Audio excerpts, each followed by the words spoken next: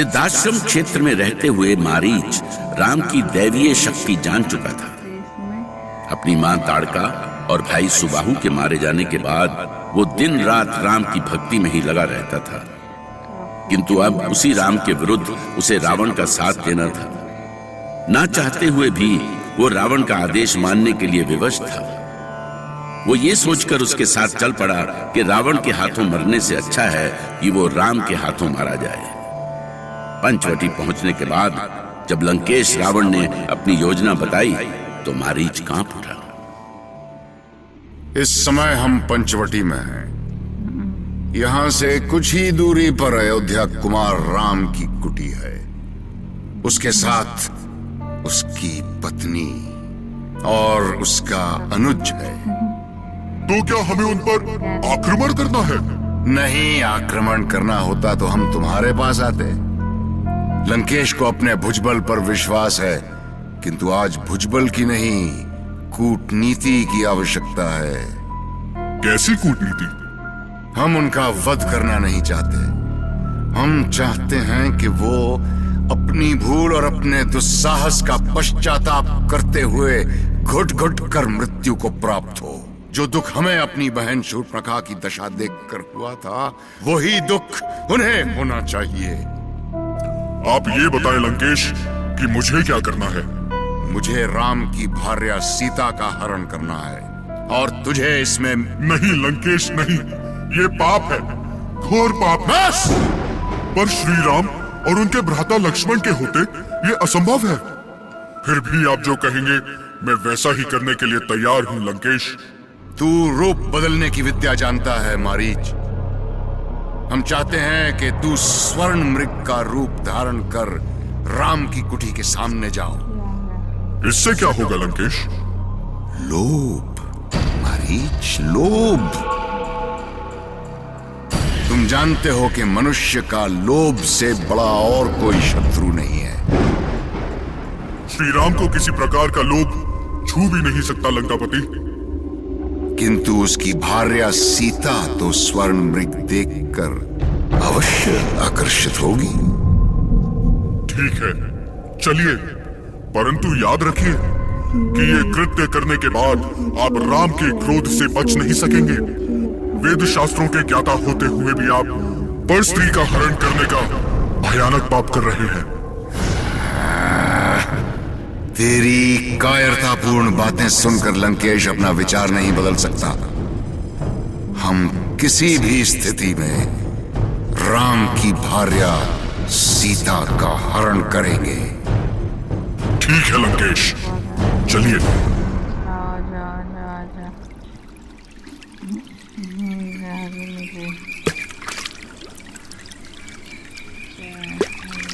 स्वामी, इतने सारे पुष्प, आप इतने पुष्पों का क्या करेंगे स्वामी? सीते, आज हम इस कुटिया को पुष्पों से सजाएंगे। बहुत शुभ दिन है आज। ऐसा कौन सा शुभ दिन है आज? मैंने कभी आपको बताया नहीं, पर आज के दिन ही मैंने आपको पहली बार स्वप्न में देखा था। सच स्वामी? हाँ, तब तो मुझे विश्वास ही नहीं हुआ कि इतनी सुंदर कोई स्त्री हो भी सकती है। जाने दीजिए स्वामी, हम ऐसी मीठी बातों से...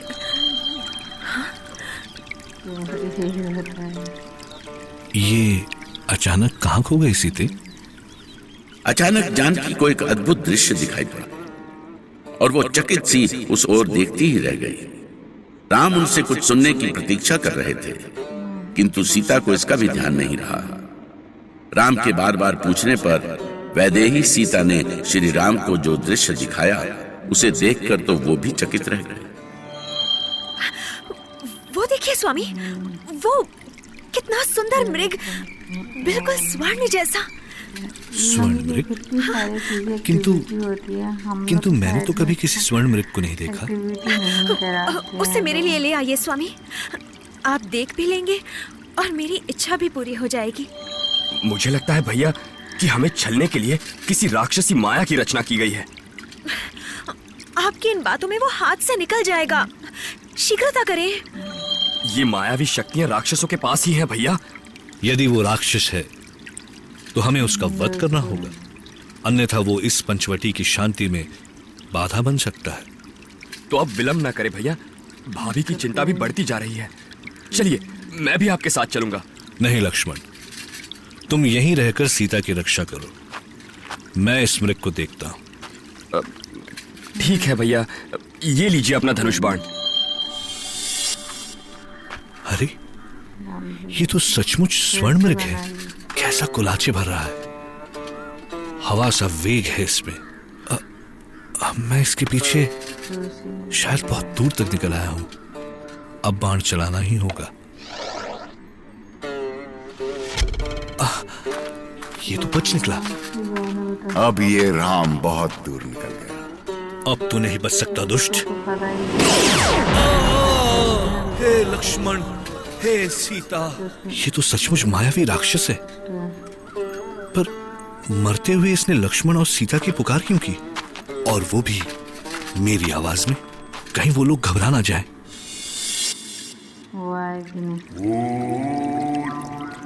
ये कैसा स्वर है लक्ष्मण?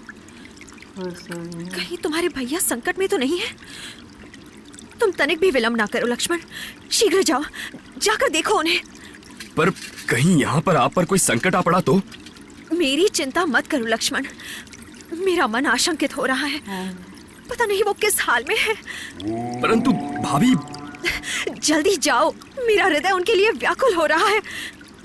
उन्हें कुछ नहीं हो सकता भाभी, आप धीरज रखिए, वो आते ही होंगे। मुझे उपदेश मत दो लक्ष्मण, कैसे भाई हो जो इस संकट में भी जाने से बचना चाहते हो? भाभी, भैया ने कुछ सोच कर ही मुझे आपकी रक्षा का भार दिया है। ईश्वर के लिए ऐसा मत करो लक्ष्मण, मैंने तुम्हारा क्या अहित किया है? यदि तुम अभी इसी क्षण अपने भैया को देखने नहीं गए तो चिंता से मेरे प्राण निकल जाएंगे, मैं एक क्षण भी नहीं जी सकूंगी। बस भाभी बस, अब और कुछ मत कहिए, मैं चला जाता हूं, परंतु याद रखिएगा, आप हट से मुझे भेज रही हैं। ये कुटी, ये वृक्ष, सभी इसके साक्षी हैं। मैं जा रहा हूं भाभी, पर हां, मैं ये रेखा खींच देता हूं। चाहे कुछ भी हो जाए, कुछ भी हो जाए, आप इस रेखा को पार मत कीजिएगा।